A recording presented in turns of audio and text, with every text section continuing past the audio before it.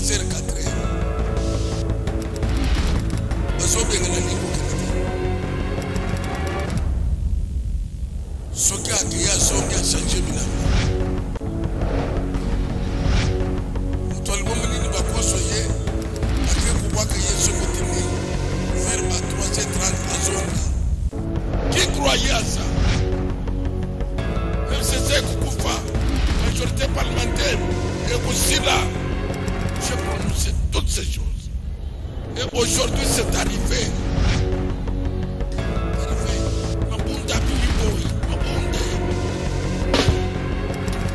Tout ça annoncé.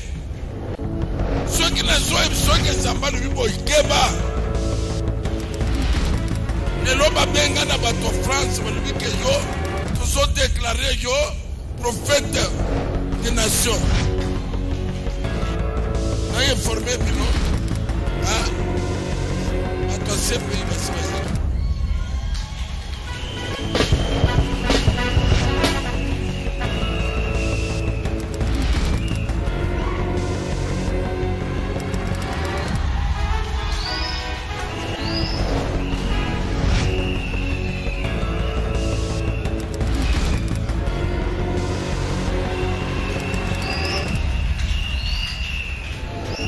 comme mitelenga côté ba kangele wana fekele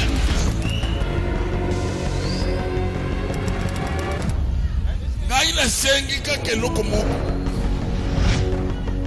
azongi sele biso biloko na biso nyonso mongo richesse biloko nyonso biso azongi makambi ya crime wana bosonye me biloko azongi. Soki ba yoke la kangai ne ba muni makambo te. C'est Koufa, majorité parlementaire et aussi là j'ai prononcé toutes ces choses. Et aujourd'hui c'est arrivé. Ba to ce pays ba se ba yaki.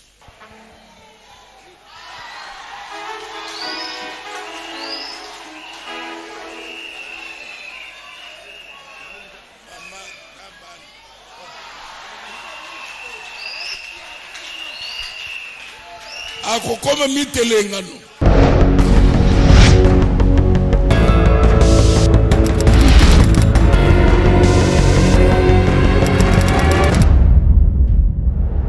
Tomuni bande ko ba mekao. Ya kusala kama kita, ya kumamba sala coup d'état. Kumamba boma mukunzambo esimbite. Parce que ce que vous sangani mi bele misato. Balingi makamulimbo salate okumona ka basili sipa baké kolobete awa bato balimba salabo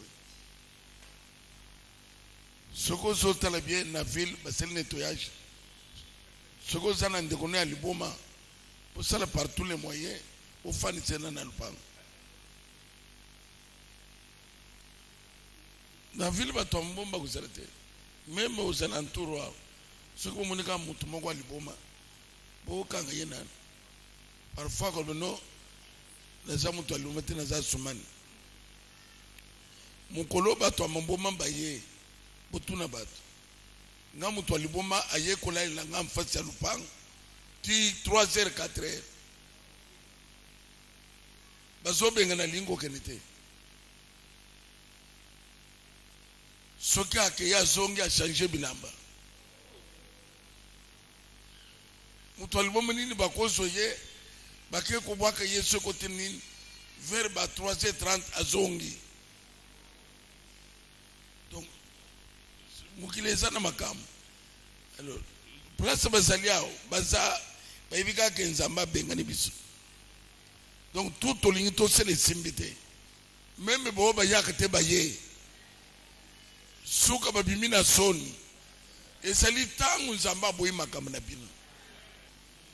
Même kolo le bike na kopambula baoba kopambula yo na kolakela mabe wonyo sokusenini akolakela yo mabe zambi ya mawana uzomendeka mande ko bazofuta te makambu basali bazofutango tout se paie si bas nan bafutite ça c'est le début Il y aura pire encore. Kuta wapi kute panzam. Soki ba yoke la kangai. Ne ba muni makambote. Ne biseki moto esamuke bosala nini.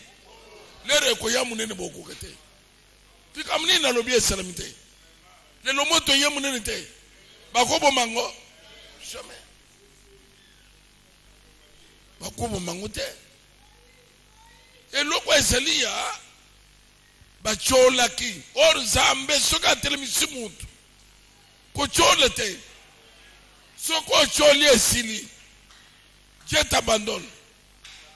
Il y a un prophète que Dieu a télémisé na Congo. A PC courage, c'est votre pasteur. A maloba na bible bunaye. Prononcez maloba. Na prononcer yangwe loko mokonano yete. Qui croyait à ça? FCC kukufa. Majorité parlementaire. Et là, j'ai prononcé toutes ces choses. Et aujourd'hui c'est arrivé. C'est arrivé. Mabunda bimi boy. Mabunda. Tout ça annoncé. Ceux qui ne sont ceux qui ne sont pas le boy keba. Les loba benga na bato France, le que yo, tous ont déclaré yo prophète des nations. Prophète des nations. Pour Anine, Makamunyo Solobaki et Kokisami. Au côté de l'ango prison. Na prison Solobaka qui est Koya. Bien que Michel Zala qui a son côté prison Solobaka, mais boye que Makamueso ya kaka. Dieu m'a parlé.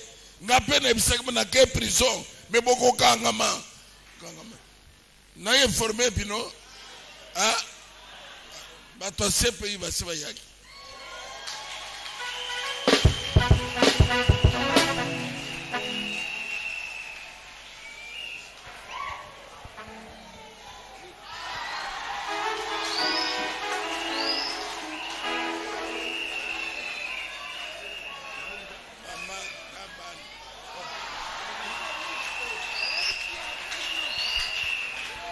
Ako kome mitelengano. Kote ba okangele wana fekele.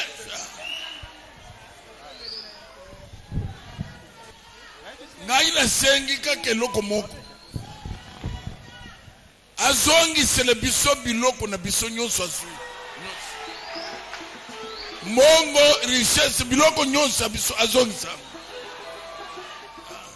Makambu ya crime wana boso ye me biloko azongi.